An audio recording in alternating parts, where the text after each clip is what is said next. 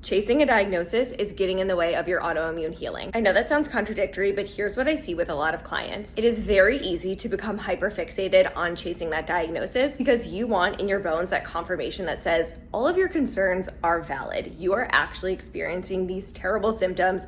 There is something going on. I know that feeling very well. I struggled with chronic illness for about a decade of my life, many of which I struggled to get a proper diagnosis for. And while you do want to get the adequate tests that are needed to diagnose anything that you can, chasing the diagnosis and waiting to start your healing until you get that diagnosis is a very backwards way of looking at your health. Here's the thing about most autoimmune conditions is that they're driven by similar causes. So the things that you're going to target in autoimmune healing are going to look very similar regardless of what condition you have. Sure, there's going to be a little bit of nuance, but for the most part, you're going to be targeting nervous system health, you're going to be targeting gut health, you're going to be targeting holistically how you're fueling your body and how you're moving your body. So waiting potentially years to get a diagnosis is not the right move here, because we know on average certain autoimmune conditions can take about 4 to 5 years to get diagnosed, others up to a decade to get that diagnosis. So why waste those 10 years when you could be starting your healing now? Your symptoms are enough data to go off of. I will tell my clients that until I'm blue in the face.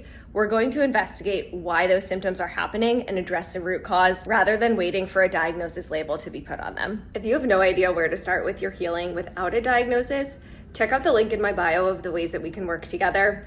I personally know how terrifying it can feel without a diagnosis trying to figure out your own healing, and I would love to help you through it.